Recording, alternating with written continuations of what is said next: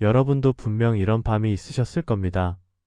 오랜만에 나간 모임에서 돌아오는 길, 지하철 창문에 비친 자신의 얼굴을 멍하니 바라보다가 문득 정신이 드는 순간이요. 특별히 큰일이 있었던 것도 아닙니다. 누구와 싸운 것도 아니고 누군가 대놓고 상처를 준 것도 아닙니다. 그런데 이상하게 마음 한쪽이 무겁습니다. 분명 웃으면서 헤어졌는데 집에 돌아오는 내내 가슴이 답답합니다. 이유를 곰곰이 생각해보면 결국 누군가 던진 말 한마디가 자꾸만 머릿속을 맴돌고 있기 때문입니다. 그 말이 계속 귓가에서 울리고 지워지지가 않습니다. 그 사람은 분명 웃으면서 말했습니다. 목소리도 부드러웠고 표정도 걱정하는 듯 보였습니다. 마치 나를 위해서 알려주는 것처럼 조심스럽게 운을 뗐습니다. 그런데 왜 그 말을 들은 뒤로 마음이 이렇게 어수선해진 걸까요? 어제까지만 해도 아무렇지 않게 연락하던 사람인데 오늘은 그 이름만 떠올려도 가슴 어딘가가 꽉 막히는 것 같습니다. 휴대폰을 들었다 놓았다를 반복하고 답장을 썼다 지웠다를 몇 번이나 되풀이합니다. 내가 뭘 잘못한 걸까요? 아니면 그 사람이 전해준 이야기가 정말 사실인 걸까요? 확인할 방법도 마땅치 않은데 머릿속은 벌써 온갖 가능성으로 복잡해져 있습니다. 잠자리에 누워서도 그 장면이 자꾸 떠오르고 그때 내가 어떻게 반응했어야 했는지를 되새기며 뒤척입니다. 우리는 살면서 수많은 말을 주고받습니다. 그중 대부분은 바람처럼 흘러가 버리고 어떤 말은 돌처럼 오래도록 가슴에 남습니다. 문제는 그 남는 말들 중에 유독 이상한 것들이 있다는 점입니다. 직접적으로 비난하거나 욕을 한 것도 아닌데 듣고 나면 자꾸 나 자신을 의심하게 만드는 말들이요. 그런 말은 대개 이런 형태로 옵니다. 나를 걱정하는 척하면서 다른 사람의 험담을 전해주거나 좋은 의도인 것처럼 포장하면서 은근히 불안을 심어놓거나 확인되지 않은 이야기를 마치 기정사실처럼 흘리는 식입니다. 말을 한 사람은 아무렇지도 않게 자리를 뜨지만 그 말을 들은 사람의 마음속에서는 조용한 파문이 일기 시작합니다. 그리고 그 파문은 시간이 지날수록 점점 더 커져서 나중에는 관계 전체를 뒤흔들기도 합니다. 한마디가 씨앗이 되어 불신이라는 나무로 자라나는 것입니다. 오늘 이야기하고 싶은 것은 바로 이것입니다. 사람을 직접 공격하지 않으면서도 말 한마디로 관계의 틈을 벌리는 사람들이 분명히 존재한다는 사실입니다. 그들은 소리를 지르지 않습니다. 화를 내거나 언성을 높이지도 않습니다. 오히려 친절하고 다정하고 걱정이 많은 사람처럼 보이기도 합니다. 주변에서도 그 사람을 좋게 평가하는 경우가 많습니다. 하지만 그들이 건넨 말이 지나간 자리에는 묘한 균열이 생깁니다. 어제까지 괜찮았던 관계가 오늘부터 불편해지고 아무 문제 없던 사이에 의심의 씨앗이 뿌려집니다. 이것이 교활한 말의 특징입니다. 눈에 보이는 상처를 남기지 않으면서 마음속에서 천천히 금을 내는 것이지요. 피가 나지 않으니 아프다고 말하기도 어렵고 증거가 없으니 따지기도 애매합니다. 그래서 더 오래 남고 더 깊이 파고듭니다. 여러분 중에도 혹시 이런 경험이 있으신가요? 누군가의 말을 듣고 나서 밤새 잠을 설친 적이요. 그 사람이 전해준 이야기가 사실인지 아닌지도 모르면서 머릿속으로 온갖 상황을 그려보며 혼자 지쳐버린 적이요. 아침에 눈을 떴는데도 피곤하고 하루 종일 그 생각에서 벗어나지 못한 적이요. 만약 그런 적이 있다면 오늘 이야기가 분명 도움이 될 겁니다. 우리는 그런 말들을 어떻게 알아보고 어떻게 거리를 두어야 하는지, 그리고 무엇보다 내 마음의 평화를 어떻게 지켜야 하는지를 함께 살펴보려 합니다. 중요한 것은 상대를 바꾸는 것이 아닙니다. 그 사람의 입을 막을 수는 없습니다. 하지만 내가 흔들리지 않는 법을 배울 수는 있습니다. 그것이 오늘 이야기의 핵심이고 끝까지 함께 가시면 분명 얻어가시는 것이 있을 겁니다. 본격적인 이야기에 앞서 구독과 좋아요 부탁드립니다. 박정수 씨의 이야기를 해보려 합니다. 올해 58살인 정수 씨는 35년을 다니던 회사에서 2년 전에 퇴직했습니다. 부장까지 달고 나름 성실하게 일했지만 막상 회사를 떠나고 나니 세상이 달라 보였습니다. 매일 아침 일어나서 갈 곳이 없다는 것, 전화 한 통 오지 않는 하루가 이렇게 길다는 것, 퇴직 전에는 미처 몰랐던 것들이었습니다. 아내는 여전히 바쁘게 자기 일을 하고 자녀들은 각자의 삶을 살고 있었습니다. 정수 씨만 갑자기 시간의 바다에 홀로 떠 있는 기분이었습니다. 그 외로움을 달래준 것이 동네 산악회였습니다. 처음에는 건강을 위해서 시작한 등산이었습니다. 일주일에 한 번, 토요일 아침마다 동네 뒷산에 모여서 함께 오르는 것이 전부였습니다. 그런데 막상 해보니 좋았습니다. 함께 땀 흘리고 정상에서 김밥 나눠 먹고 하산길에 막걸리 한 잔 기울이는 그 시간이 정수 씨에게는 일주일 중 가장 기다려지는 날이 되었습니다. 무엇보다 단톡방이 좋았습니다. 평일에도 수시로 메시지가 오갔습니다. 누가 맛집을 발견했다느니, 다음 주는 어디로 가자느니 별것 아닌 이야기들이 오갔지만 정수 씨에게는 그것이 세상과 이어진 끈 같았습니다. 단톡방 알림이 울릴 때마다 괜히 반가웠습니다. 그런데 어느 날부터 분위기가 달라지기 시작했습니다. 단톡방에 이상한 말들이 올라오기 시작한 것입니다. 처음에는 사소해 보였습니다. 누군가 지난 모임에서 있었던 일을 언급하면서 이렇게 말했습니다. 그날 김 회장이 정수 씨 뒤에서 뭐라고 했다던데 알고 계세요? 정수 씨는 순간 당황했습니다. 김 회장은 산악회에서 가장 먼저 친해진 사람이었습니다. 서로 비슷한 시기에 퇴직했고 나이도 비슷해서 편하게 대화를 나누던 사이였습니다. 그런 사람이 내 뒤에서 무슨 말을 했다는 걸까요? 정수 씨는 더 자세히 물어보고 싶었지만 단톡방이라 그러기도 어려웠습니다. 그날 밤 정수 씨는 잠을 설쳤습니다. 며칠 뒤 또 비슷한 메시지가 올라왔습니다. 이번에는 다른 회원이 이렇게 적었습니다. 요즘 분위기가 좀 그렇지 않아요? 저만 느끼는 건가? 누구를 지목하지도 않고 무엇이 문제인지도 말하지 않는 애매한 문장이었습니다. 하지만 그 문장을 읽는 순간 정수 씨는 왠지 자신을 가리키는 것 같다는 생각이 들었습니다. 혹시 내가 지난번에 뭔가 실수를 한 걸까요? 아니면 내가 모르는 사이에 누군가의 심기를 건드린 걸까요? 정수 씨는 최근 모임에서 자신이 한 말과 행동을 하나하나 떠올려 보았습니다. 딱히 문제가 될 만한 것은 없었던 것 같은데 확신이 서지 않았습니다. 문제는 이런 일이 반복되었다는 점입니다. 누가 언제 무슨 말을 했는지 구체적으로 밝히지 않으면서 뭔가 있다는 암시만 계속 흘러나왔습니다. 정수 씨는 점점 단톡방이 불편해졌습니다. 예전에는 알림이 울리면 반가웠는데 이제는 알림 소리만 들려도 가슴이 철렁했습니다. 뭔가 또 안 좋은 이야기가 올라온 건 아닐까? 혹시 나에 대한 이야기가 돌고 있는 건 아닐까? 단톡방을 열기 전에 심호흡을 하게 되었습니다. 탑장을 쓸 때도 예전 같지 않았습니다. 혹시 이 말이 오해를 살까봐, 저 표현이 누군가를 불쾌하게 할까봐 몇 번이고 고쳐 쓰다가 결국 보내지 못하는 경우도 있었습니다. 유일한 사회였던 산악회가 이제는 스트레스의 원천이 되어가고 있었습니다. 정수 씨가 깨닫지 못한 것이 하나 있었습니다. 단톡방에 흘러나오던 그 말들은 사실을 전하는 것이 아니었습니다. 증거도 없고 출처도 불분명하고 확인할 방법도 없는 말들이었습니다. 그런데 정수 씨는 그 말들을 들으면서 스스로 빈칸을 채워나갔습니다. 김 회장이 뭐라고 했다던데 라는 말을 듣고 혼자서 상상했습니다. 분명 내 흉을 본 거겠지. 내가 뭔가 마음에 안 들었나 보다. 그러고 보니 지난번에 표정이 좀 이상했던 것 같기도 하고. 아무도 그렇게 말한 적이 없는데 정수 씨 혼자서 이야기를 만들어가고 있었던 겁니다. 그리고 그렇게 만들어진 이야기가 정수 씨의 마음을 좀먹고 있었습니다. 교활한 말의 진짜 무서운 점이 바로 여기에 있습니다. 깨달음은 뜻밖의 곳에서 찾아오기도 합니다. 정수 씨에게도 그랬습니다. 어느 비오는 오후 정수 씨는 오랜만에 서재 정리를 하다가 낡은 서랍장을 열었습니다. 그 안에서 수십 년 전에 쓰던 수첩 하나가 나왔습니다. 군데군데 누렇게 바랜 종이 사이로 빼곡한 글씨가 보였습니다. 젊은 시절 메모들이었습니다. 회의 일정, 거래처 전화번호, 업무 관련 기록들 사이에 유독 또렷하게 적힌 문장이 하나 있었습니다. 그것은 정수 씨가 처음 사회생활을 시작했을 때 당시 팀장이었던 분이 적어준 글이었습니다. 말은 사실을 전하는 듯하지만 때로는 마음을 옮겨 심는다. 정수 씨는 그 문장을 한참이나 들여다보았습니다.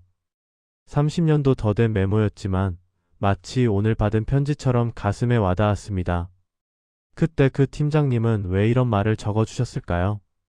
정수 씨는 당시 상황을 떠올려 보았습니다. 그때도 비슷한 일이 있었습니다. 회사에서 누군가의 말 때문에 마음이 흔들렸을 때 팀장님이 조용히 불러서 해주신 말씀이었습니다. 사람의 말을 다 믿지 말라는 뜻이 아니었습니다. 어떤 말은 정보를 전달하지만 어떤 말은 감정을 심는다는 것, 그리고 그 차이를 구별할 줄 알아야 한다는 뜻이었습니다. 정수 씨는 그제야 최근 단톡방에서 일어난 일들을 다른 눈으로 보게 되었습니다. 그동안 단톡방에 올라온 말들을 다시 생각해 보았습니다. 김 회장이 뒤에서 뭐라고 했다던데 요즘 분위기가 좀 이상하지 않나요? 그런 말들은 과연 무엇을 전달한 걸까요? 사실을 전달했나요? 아니었습니다. 그 말들에는 구체적인 사실이 없었습니다. 누가 언제 어디서 무슨 말을 했는지 아무것도 밝혀진 것이 없었습니다. 대신 감정만 전달되었습니다. 불안, 의심, 경계심 같은 것들이요. 그리고 정수 씨는 그 감정을 받아서 혼자 키웠습니다. 스스로 상상하고 스스로 걱정하고 스스로 지쳐갔습니다. 교활함의 본질이 바로 여기에 있었습니다. 교활한 말은 직접적인 거짓말이 아닙니다. 노골적인 비방도 아닙니다. 오히려 직접적인 거짓말은 확인하기가 쉽습니다. 사실이 아니면 반박하면 그만이니까요. 하지만 교활한 말은 다릅니다. 애매하게 흘리기 때문에 확인하기도 어렵고 반박하기도 어렵습니다. 그래서 듣는 사람이 스스로 빈칸을 채우게 만듭니다. 그리고 사람의 뇌는 불확실한 정보를 만나면 보통 나쁜 쪽으로 채우는 경향이 있습니다. 혹시 나에 대한 이야기가 아닐까? 혹시 내가 뭔가 잘못한 게 아닐까? 그렇게 걱정이 걱정을 낳고 의심이 의심을 키웁니다. 정수 씨는 자신이 그 덫에 빠져 있었다는 것을 깨달았습니다. 아무도 정수 씨를 직접 공격한 적이 없었습니다. 아무도 정수 씨의 잘못을 구체적으로 지적한 적이 없었습니다. 그런데 정수 씨는 혼자서 유죄 판결을 내리고 있었습니다. 틀림없이 내가 뭔가 잘못했을 거야. 사람들이 나를 이상하게 볼 거야. 그런 생각으로 스스로를 옥죄고 있었습니다. 말을 던진 사람은 별 생각 없이 던졌을지도 모릅니다. 어쩌면 정말로 걱정이 되어서 한 말이었을 수도 있습니다. 하지만 중요한 것은 그 말의 의도가 아니었습니다. 중요한 것은 그 말이 정수 씨의 마음속에서 어떻게 작동했느냐는 것이었습니다. 그날 저녁 정수 씨는 오랜만에 편하게 잠들었습니다. 무언가가 해결된 것은 아니었습니다. 단톡방의 분위기가 바뀐 것도 아니고 누군가에게 확인을 받은 것도 아니었습니다. 하지만 한 가지가 달라졌습니다. 정수 씨 자신의 눈이 달라진 것입니다. 이제 정수 씨는 알게 되었습니다. 어떤 말은 사실을 전하지만 어떤 말은 마음을 옮겨 심는다는 것을요. 그리고 그 차이를 알아보는 것이 나를 지키는 첫 번째 방법이라는 것을요. 문제는 말을 던진 사람에게만 있지 않았습니다. 그 말에 어떻게 반응하느냐, 그것이 진짜 문제였습니다. 여기서 잠시 멈추고 한 가지를 짚어보겠습니다. 정수 씨의 이야기를 들으면서 여러분도 비슷한 경험이 떠오르셨을 겁니다. 누군가의 말 한마디에 마음이 흔들렸던 적, 확인되지 않은 이야기 때문에 밤잠을 설쳤던 적, 아무 잘못 없이 스스로를 의심했던 적이요. 이제 우리가 기억해야 할 한 줄의 교훈을 말씀드리겠습니다. 좋은 말처럼 들려도 관계를 불안하게 만들면 멈춰 세워야 합니다. 이것이 핵심입니다. 말의 표면만 보지 말고 그 말이 가져오는 결과를 보아야 합니다. 걱정하는 척하면서 불안만 키우는 말, 알려주는 척하면서 의심만 심는 말, 도와주는 척하면서 관계만 멀어지게 하는 말, 이런 말들은 겉모습과 속내용이 다릅니다. 아무리 좋은 포장이 되어 있어도 결과적으로 내 마음을 어지럽히고 관계를 흔들리게 만든다면 그것은 좋은 말이 아닙니다. 멈춰 세우고 살펴보아야 하는 말입니다. 여러분 앞에 두 갈래 길이 있습니다. 첫 번째 길은 지금까지 해왔던 대로 가는 것입니다. 누군가 흘리는 말에 반응하고 그 말이 사실인지 아닌지 모른 채 혼자 걱정하고 확인도 못하면서 의심만 키우고 결국 지쳐서 관계에서 한 발 물러서는 것입니다. 많은 분들이 이 길을 걸어오셨을 겁니다. 저도 그랬고 정수 씨도 그랬습니다. 하지만 이 길의 끝에는 평화가 없습니다. 관계는 점점 더 피곤해지고 마음은 점점 더 다치게 됩니다. 두 번째 길은 잠깐 멈추는 것입니다. 그 말이 들려왔을 때 바로 반응하지 않고 한 박자 쉬는 것입니다. 그리고 스스로에게 질문을 던져보는 것입니다. 이 말은 왜 지금 나에게 오는 걸까요? 이 말을 전하는 사람은 무엇을 얻으려는 걸까요? 이 말은 사실을 알려주고 있나요? 아니면 감정만 심고 있나요? 이렇게 한 박자만 멈추면 많은 것이 달라집니다. 조건반사적으로 흔들리던 마음이 진정되고 상황을 객관적으로 볼 수 있는 여유가 생깁니다. 두 길의 차이는 결국 주도권의 문제입니다. 첫 번째 길에서는 말을 던진 사람이 주도권을 줍니다. 그 사람이 던진 말 한마디에 내 하루가 흔들리고 내 일주일이 망가지고 내 관계가 어그러집니다. 내 마음의 평화를 남이 좌우하는 셈입니다. 하지만 두 번째 길에서는 내가 주도권을 줍니다. 어떤 말에 반응할지 말지, 어떤 말을 믿을지 말지 내가 결정합니다. 말을 던진 사람이 아니라 내가 내 마음의 주인이 됩니다. 이 갈림길에서 어떤 선택을 하시겠습니까? 물론 두 번째 길이 쉽지 않다는 것을 압니다. 오랜 습관을 바꾸는 것은 언제나 어렵습니다. 누군가의 말에 바로 반응하는 것이 몸에 배어 있으면 멈추는 것 자체가 힘듭니다. 하지만 불가능하지는 않습니다. 한 번이라도 멈춰본 경험이 있으면 두 번째는 조금 더 쉬워집니다. 세 번째는 더 쉬워지고요.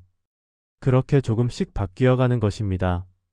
처음에 던졌던 질문을 다시 떠올려 보겠습니다. 사람을 직접 공격하지 않으면서도 말로 관계의 틈을 벌리는 사람들이 있습니다. 그런 말들은 우리 마음속에서 스스로 자라납니다. 우리가 상상하고, 우리가 걱정하고, 우리가 의심하면서 그 말에 힘을 실어줍니다. 그렇다면 답도 우리에게 있습니다. 그 말에 힘을 실어주지 않으면 됩니다. 반응하지 않으면 됩니다. 잠깐 멈추고 살펴보고 그리고 결정하면 됩니다. 이 말이 내 마음에 들어올 자격이 있는지 내가 판단하면 됩니다.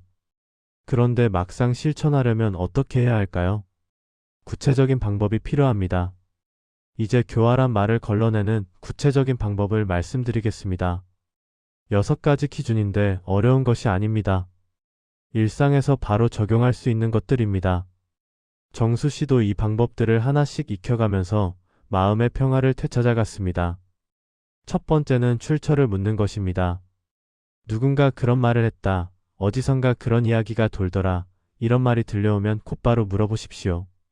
누가 언제 어디서 직접 들으셨나요? 이 한 문장만으로 말의 힘이 급격히 약해집니다. 대부분의 교활한 말은 출처가 불분명합니다. 그냥 그렇다더라, 누가 그러더라, 이런 식으로 애매하게 흘러나옵니다. 출처를 묻는 순간 말을 전하던 사람도 당황하게 됩니다. 구체적으로 답하지 못하면 그 말은 신빙성이 없는 것입니다. 정수 씨도 단톡방에서 김 회장 이야기가 나왔을 때 처음에는 출처를 묻지 않았습니다. 그냥 받아들이고 혼자 걱정했습니다. 나중에 조심스럽게 누구한테 들었느냐고 물었더니 상대방은 제대로 답하지 못했습니다. 두 번째는 감정과 사실을 분리하는 것입니다. 어떤 말을 듣고 기분이 상했다고 해서 그 말이 사실인 것은 아닙니다. 감정이 움직인 것과 사실 여부는 완전히 별개의 문제입니다. 마음이 불편해졌다면 그것은 인정해야 합니다. 하지만 그 불편함이 곧 상대방의 말이 맞다는 증거는 아닙니다. 정수 씨가 빠졌던 덫이 바로 이것입니다. 마음이 불안해지니까 그 불안함을 근거로 뭔가 잘못된 것이 있다고 생각해버렸습니다. 감정은 감정대로 느끼되 사실 확인은 따로 해야 합니다. 세 번째는 당사자에게 직접 확인하는 것입니다. 이것이 가장 확실한 방법입니다. 누가 뒤에서 뭐라고 했다는 말을 들었다면 그 당사자에게 직접 물어보는 것입니다. 돌려서 말하지 말고 짧고 담담하게 확인하면 됩니다. 혹시 내가 뭔가 잘못한 게 있나요? 불편한 게 있으면 말씀해 주세요. 이 정도면 충분합니다. 많은 경우 당사자는 전혀 모르는 이야기인 경우가 많습니다. 그러면 말을 전해준 사람의 의도가 의심스러워집니다. 설령 정말 불만이 있었다 해도 직접 대화를 나누면 오해가 풀리는 경우가 대부분입니다. 문제는 이 간단한 것을 하지 않고 혼자 상상하며 걱정하는 것입니다. 네 번째는 중재자 자리를 경계하는 것입니다. 누군가 두 사람 사이에서 말을 옮기며 중재자 노릇을 하려고 한다면 그 의도를 살펴보아야 합니다. 진짜 중재라면 문제가 해결되어야 합니다. 그런데 해결은 없고 말만 계속 오간다면 그것은 중재가 아니라 확산입니다. 불안과 의심을 퍼뜨리는 역할을 하고 있는 것입니다. 이런 사람에게는 더 이상 이야기를 듣지 않겠다고 선을 그어야 합니다. 다섯 번째는 말보다 행동의 일관성을 보는 것입니다. 입으로는 걱정한다고 하면서 실제로 도와주는 행동은 없는 사람이 있습니다. 말로는 당신 편이라고 하면서 정작 불안만 키우고 해결책은 제시하지 않는 사람이 있습니다. 그런 사람의 말은 믿을 수 없습니다. 진심으로 걱정하는 사람이라면 불안을 키우는 것이 아니라 불안을 줄여주려고 합니다. 문제를 더 크게 만드는 것이 아니라 해결 방향을 함께 고민합니다. 말과 행동이 일치하지 않으면 그 말의 의도는 다른 데 있는 것입니다. 여섯 번째는 내 기준으로 거리를 두는 것입니다. 모든 말을 다 받아들일 필요가 없습니다. 상대방을 설득할 필요도 없습니다. 그저 나는 여기까지만 듣겠습니다. 더 이상은 받아들이지 않겠습니다. 라는 경계선을 정하면 됩니다. 이것은 상대방과 싸우는 것이 아닙니다. 나를 지키는 것입니다. 경계를 정하면 상대방이 기분 나빠할까봐 걱정하시는 분들이 있습니다. 하지만 생각해 보십시오. 내 마음의 평화와 상대방의 기분 중에 무엇이 더 중요합니까? 나를 지키지 못하면서 다른 사람과 좋은 관계를 유지할 수는 없습니다. 이 원칙들을 실제로 어떻게 작동하는지 정수 씨의 이야기로 돌아가 보겠습니다. 정수 씨는 6가지 기준을 하나씩 실천해 보기로 했습니다. 처음에는 어색했습니다. 평생 남의 말에 예민하게 반응하며 살아온 사람이 갑자기 태도를 바꾸려니 쉽지 않았습니다. 하지만 한 번, 두 번 해보니까 조금씩 달라지기 시작했습니다. 어느 날 단톡방에서 또 비슷한 말이 올라왔습니다. 요즘 그 사람 원래 그래 라는 문장이었습니다. 예전 같았으면 정수 씨는 바로 움츠러들었을 겁니다. 혹시 나를 말하는 건 아닐까? 내가 뭘 잘못했나 하면서요. 하지만 이번에는 달랐습니다. 정수 씨는 첫 번째 원칙을 떠올렸습니다. 출처를 묻는 것. 정수 씨는 조심스럽게 물었습니다.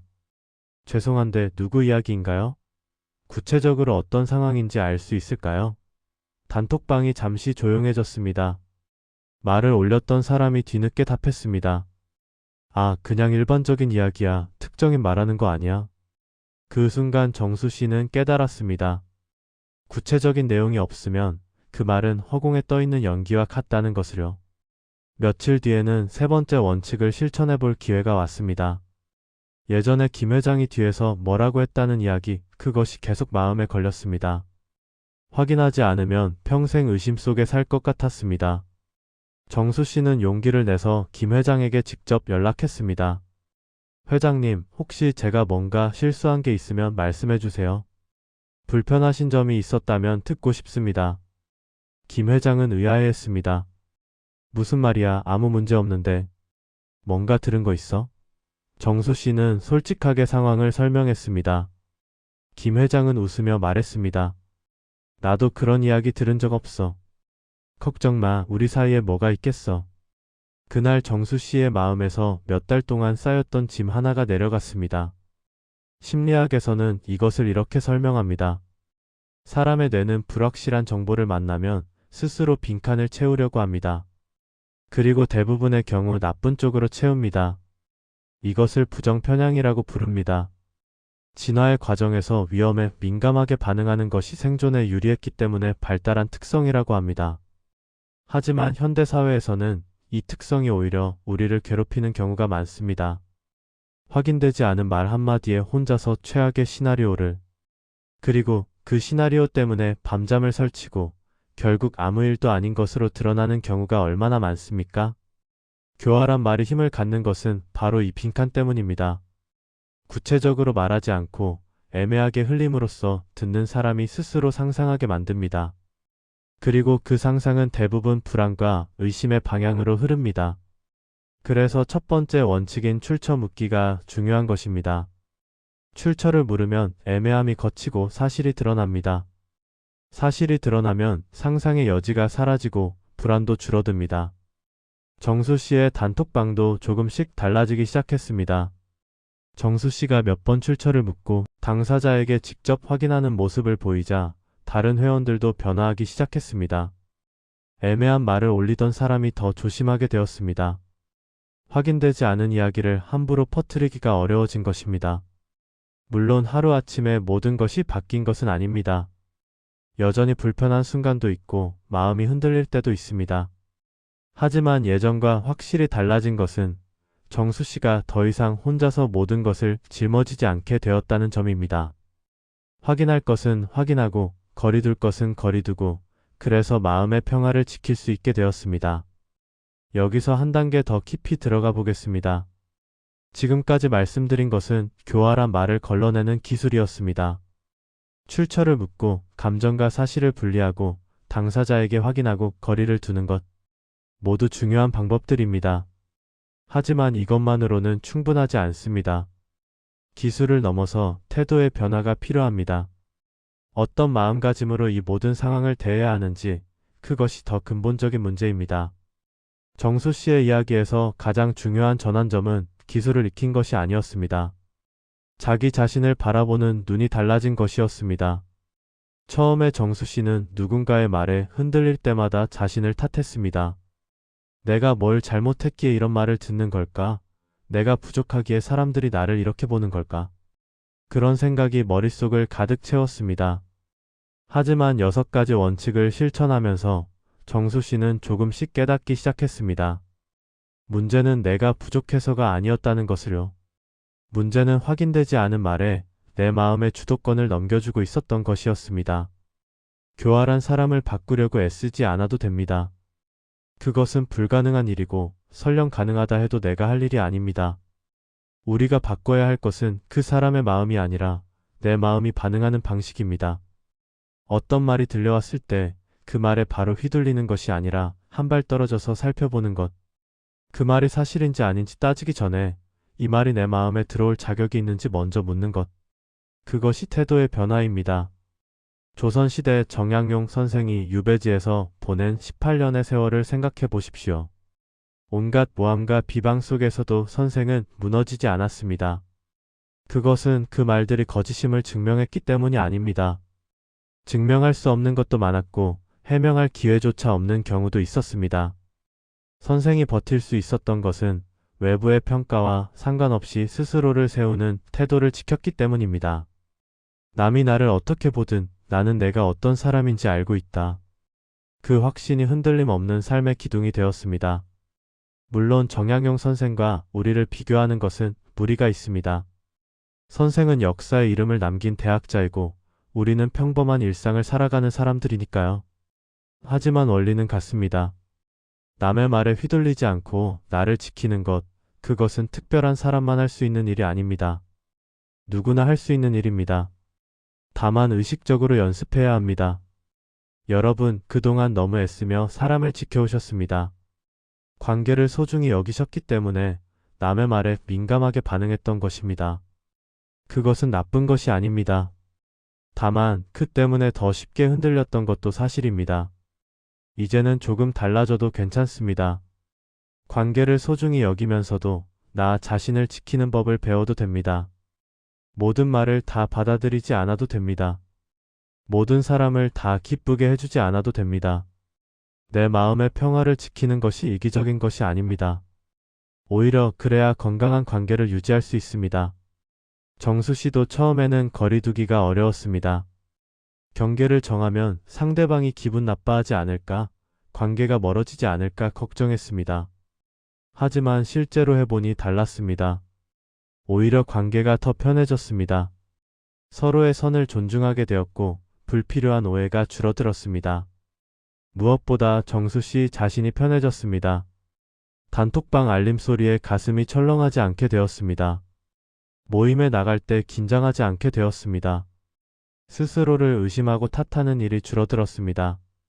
자신을 존중하기 시작하니 다른 사람들도 정수 씨를 존중하게 되었습니다. 이제 마지막으로 오늘 당장 해볼 수 있는 것들을 말씀드리겠습니다. 거창한 것이 아닙니다. 작은 것부터 시작하면 됩니다. 변화는 언제나 작은 행동에서 출발합니다. 오늘 밤 잠들기 전에 메모장을 꺼내 보십시오. 최근에 누군가의 말 때문에 마음이 흔들렸던 적이 있다면 그 말을 적어 보십시오. 그리고 그 옆에 두 단어를 써 보십시오. 사실인가 해석인가? 그 말이 확인된 사실입니까? 아니면 내가 스스로 만들어낸 해석입니까? 이렇게 한 번만 적어봐도 마음이 정리됩니다. 애매하게 떠돌던 불안이 글자로 드러나면 그 정체가 보이기 시작합니다. 생각보다 많은 것들이 사실이 아니라 해석이었다는 것을 깨닫게 될 겁니다. 내일은 6가지 원칙 중 하나만 실천해 보십시오. 모두 다 할 필요 없습니다. 딱 하나만 하시면 됩니다. 가장 쉬운 것부터 시작하시면 됩니다. 만약 누군가 애매한 말을 흘린다면 출처를 물어보십시오. 그것이 어렵다면 당사자에게 직접 확인해 보십시오. 그것도 어렵다면 그냥 한 박자 멈추기만 해도 됩니다. 바로 반응하지 않고 심호흡 한번 하고 이 말이 사실인지 아닌지 생각해 보는 것. 그것만으로도 달라집니다. 처음에 던졌던 이야기를 다시 떠올려 보겠습니다. 사람을 직접 공격하지 않으면서도 말로 관계의 틈을 벌리는 사람들이 있다고 했습니다. 그들이 던진 말은 우리 마음속에서 스스로 자라납니다. 우리가 상상하고, 우리가 걱정하고, 우리가 의심하면서 그 말에 생명력을 불어넣습니다. 그렇다면 답도 우리에게 있습니다. 그 말에 생명력을 불어넣지 않으면 됩니다. 물을 주지 않으면 풀이 자라지 못하듯이 관심을 주지 않으면 그 말도 힘을 잃습니다. 말은 사실을 전하는 듯하지만 때로는 마음을 옮겨 심습니다. 정수 씨가 낡은 수첩에서 발견한 그 문장을 기억하십니까? 이제 그 문장의 의미가 더 분명해졌을 겁니다. 어떤 말은 정보를 전달하지만 어떤 말은 감정을 심습니다. 그리고 그 감정은 우리 안에서 자라나서 관계의 틈을 만들고 마음의 평화를 흔들어 놓습니다.